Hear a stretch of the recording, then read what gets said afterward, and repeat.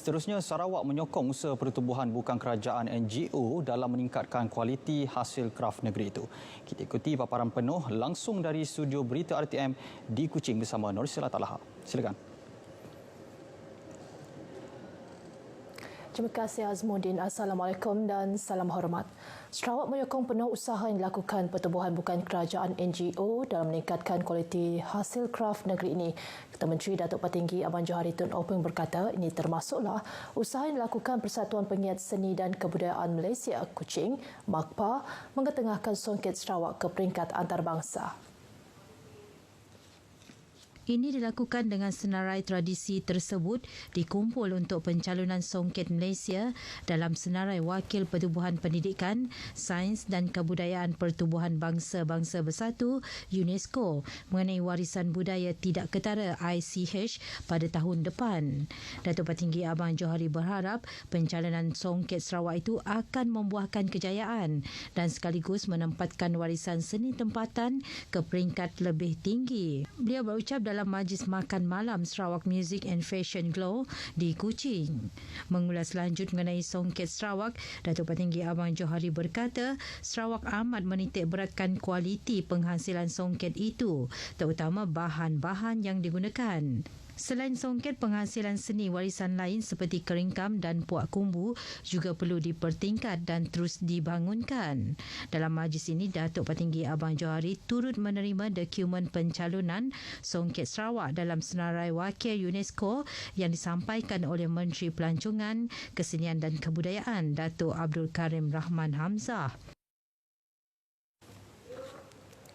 Terdahulu ketika berucap dalam majlis yang sama, Menteri Pelancongan, Kesenian dan Kebudayaan Datuk Abdul Karim Rahman Hamzah berkata kementeriannya akan mengkaji dan mempertimbang penubuhan Sekretariat Warisan Budaya Tidak Ketara ICH di Kuching dalam usaha memberi tumpuan kepada kelestarian warisan seni dan budaya Sarawak. Kajian dan cadangan penubuhan Sekretariat ICH berkenaan akan dilakukan dengan kerjasama MAKPA. Jelasnya, ia bertujuan untuk mengusul aktiviti-aktiviti warisan seni dan budaya secara sistematik selain mempromosi warisan seni budaya ke peringkat serantau dan global sebagai pusat dokumentasi warisan seni dan budaya. Datuk Karim menegaskan kualiti warisan seni budaya tidak mungkin tercapai tanpa pemeliharaan yang sistematik untuk mengekalkan keberadaan warisan seni budaya tersebut dalam masyarakat. Bagi mencapai tujuan itu, inventory termasuk dokumentasi arkib, audio dan visual secara saintifik harus dilaksanakan kepada masyarakat atau kumpulan etnik yang mendukung elemen warisan seni budaya tersebut. Selain itu, katanya, latihan mengikut metodologi Pertubuhan Pendidikan, Sains Kebudayaan Pertubuhan Bangsa-Bangsa Bersatu UNESCO perlu diterapkan dalam masyarakat. Beliau optimis dengan usaha bersepadu secara sistematik mengikut penanda aras UNESCO, warisan seni budaya Sarawak akan melonjak dan dikenali bukan sahaja dalam negara tetapi juga ke peringkat serantau dan global. Golongan belia di negeri perlu merebut peluang yang disediakan oleh kerajaan untuk merekasa diri dalam pelbagai bidang kemahiran. Ahli Dewan Undangan Negeri Adun Tupong Fazruddin Abdul Rahman berkata, peruntukan yang disediakan kepada golongan belia membuktikan kerajaan amat mementingkan pembangunan belia ke arah misi menjadi negeri maju menjelang 2030.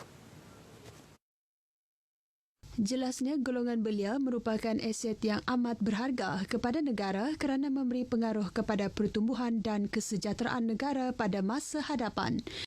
Saya mengharapkan bahawa belia kita target to be an international, dapat memberi saingan yang sengit di peringkat antarabangsa, bukan sahaja di peringkat negeri Sarawak ataupun Malaysia, tetapi mempunyai mindset untuk bersaing di peringkat antarabangsa. Beliau ditemui media selepas Majlis Penangguhan Taklimat Mukim Sarawak bahagian Kuching di Masjid Al-Taqwa Kampung Pinang Jawa, Kuching. Fazruddin turut memuji inisiatif yang dilakukan surau dan masjid yang mengadakan program-program untuk menarik minat golongan belia berada di surau dan masjid sekaligus dapat mengisi masa lapang mereka dengan aktiviti berfaedah.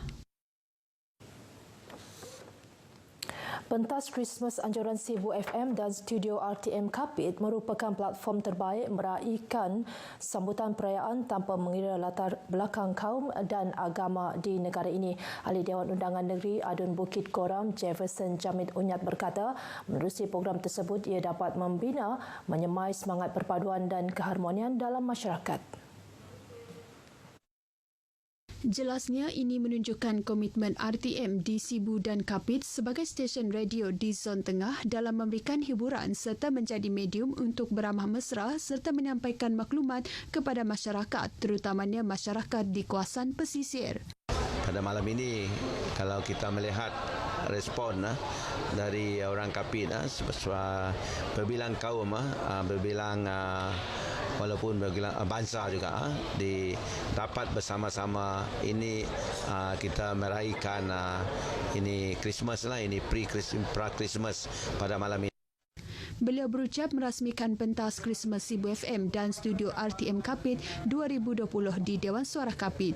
Antara artis yang membuat persembahan pada program tersebut, Dara Helena, Duna Stevenson, Florence Low dan kumpulan choir dari Gereja Saint Cecilia Mary Immaculate Conception Kapit. Sementara itu, pengurus stesen RTM Sibu, Saiful Arini berharap kemesraan yang terjalin dengan pendengar stesen itu menjadi lebih akrab bukan sahaja melibatkan satu kaum sahaja kerana program tersebut turut melibatkan pelbagai kaum. Diadakan di Dewan Suara Kapit, program tersebut dibuat secara tertutup bagi memastikan pematuhan prosedur operasi standard pencegahan COVID-19 dilaksana.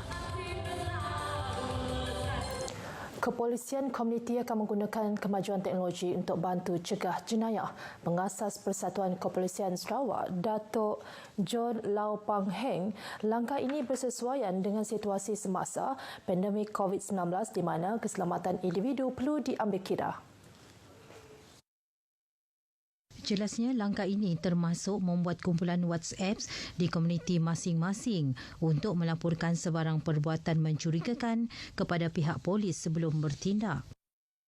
And I call upon all the citizens in Sarawak, not only in Sarawak but di seluruh Malaysia, to act as an eye and ear to the police. As and when you see crime taking place, call the police station nearest to you. And when the police come, either they lari, or if they have committed crime, police will tangkap them immediately. Only through this we can build a safe society. Reducing crime is not only the duty of the police, but you and I are responsible in crime reduction. Bercakap kepada pemberita RTM, Datuk John berkata, persatuan tersebut kini mempunyai 18,000 keahlian di seluruh Sarawak yang membina jaringan perhubungan cegah jenayah membantu polis. Antara pengisian persatuan sebelum pandemik COVID-19 termasuk program-program ceramah umum tentang kesedaran cegah jenayah dan rondaan komuniti bersama polis. Sekian berita dari Sarawak, kita kembali bersama Azmuddin di Angkasa Puri. Silakan. Ya baik, terima kasih Sarawak.